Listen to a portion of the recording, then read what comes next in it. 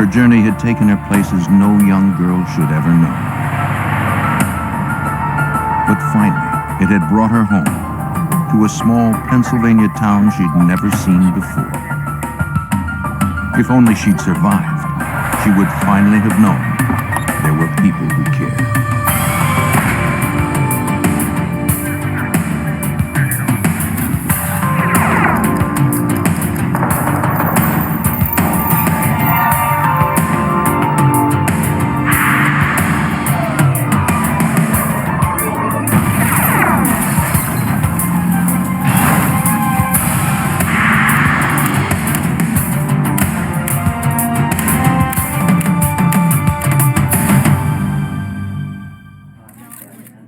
She appeared on the highway in the spring, a young woman, her life cut short, her past and her identity a mystery.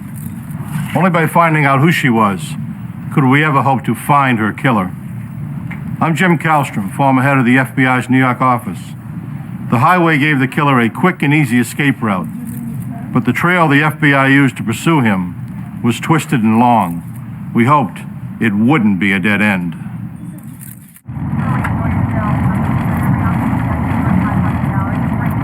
March 24th, 1993, Bellefonte, Pennsylvania. A late snowstorm had held spring at arm's length.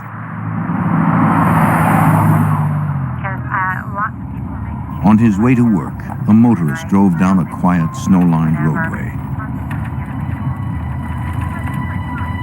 But something on the roadside caught his attention.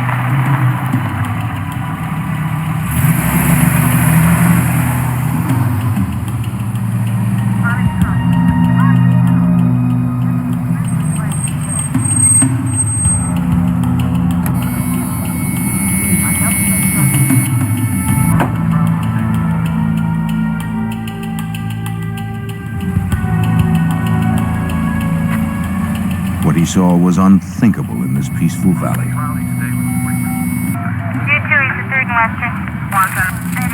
Pennsylvania State Police were immediately called in.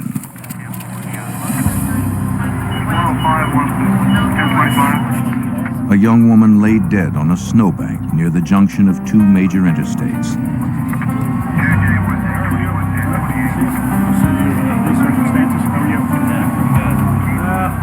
What do we got here? The county coroner determined the girl had died before she was dumped there. She was wearing only socks, panties, and a sweater. And she was young, high school or college age. But perhaps most disturbing, there was a rope knotted around her neck. And her hands were also bound. District Attorney Ray Gricar was at the scene, appalled by what he saw. What struck me is that someone had not only murdered this young woman, but treated her with such disrespect. The way her body was found haphazardly askew on this pile of snow suggested that she had been just thrown out as if she were nothing more than a piece of refuse along the side of the road. And it's something that makes you angry when you see it. Her body was taken away for an autopsy. Soon word of the crime began to spread in this close-knit town of 7,000. It was the first homicide in Bellefonte in 13 years.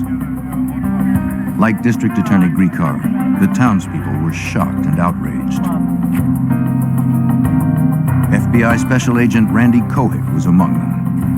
He was drawn to the case well before the FBI was officially involved. That whole area up there is known as Happy Valley. It's a nice place to raise your kids. I lived there for 12 years. The crimes like this just don't happen there. And needless to say, to have a young girl's body dumped in your community is a heinous thing. They were extremely upset, and even more so, they wondered whether or not perhaps the murderer might live in the community. Detectives searched for anything that might help identify the girl. They found no purse or wallet, and little else. And I remember commenting to Trooper Madden that morning that he would be very, very fortunate indeed if he was ever able to even identify this young woman, let alone figure out who murdered her. Trooper Madden of the Pennsylvania State Police would be lead investigator. There was a slight indentation into the snow, about 6 inches, where the body itself looked like it had been dumped off of some type of object, be it a truck or vehicle, into the berm of the snow. Madden surmised the vehicle had been a truck with a cab fairly high off the ground. Tire tracks nearby would prove him right.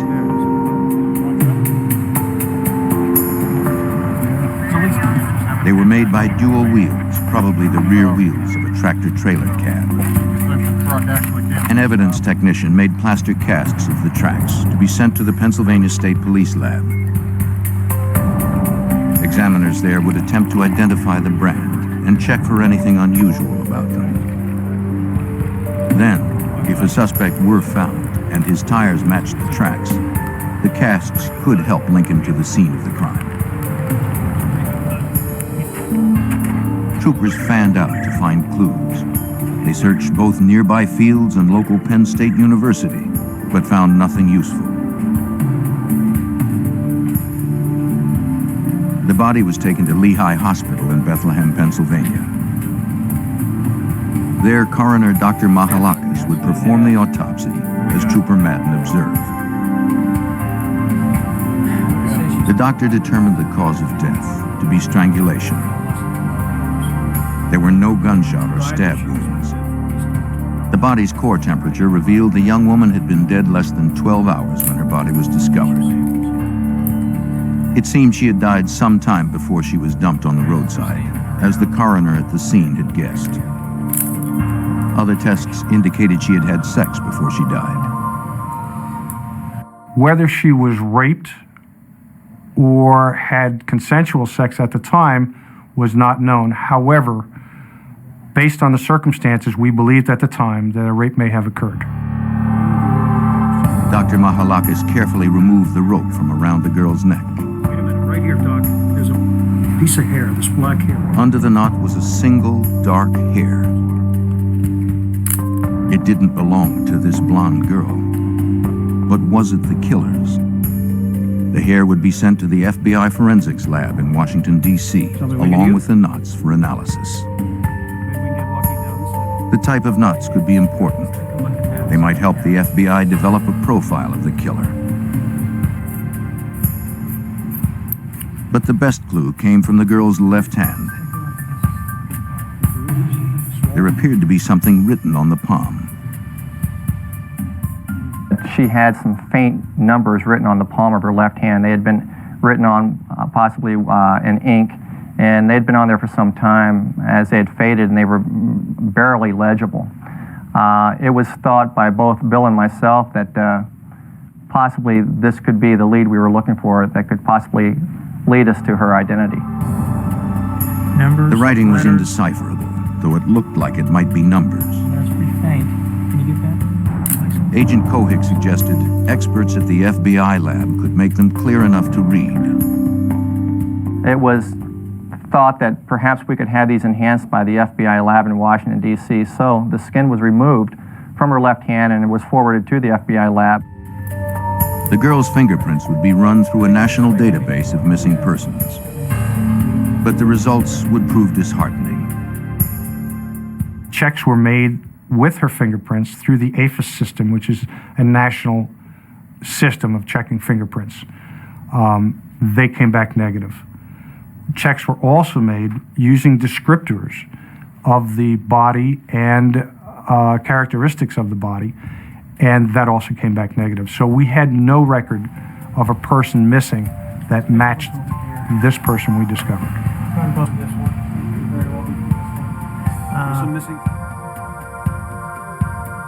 Then, x-rays were taken by a forensic dentist. They could be crucial in identifying the woman.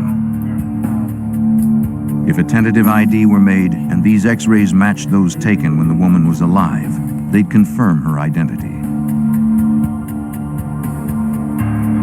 But first, she'd need to be visually identified by someone who knew her in life, which would be difficult after a full autopsy. Closing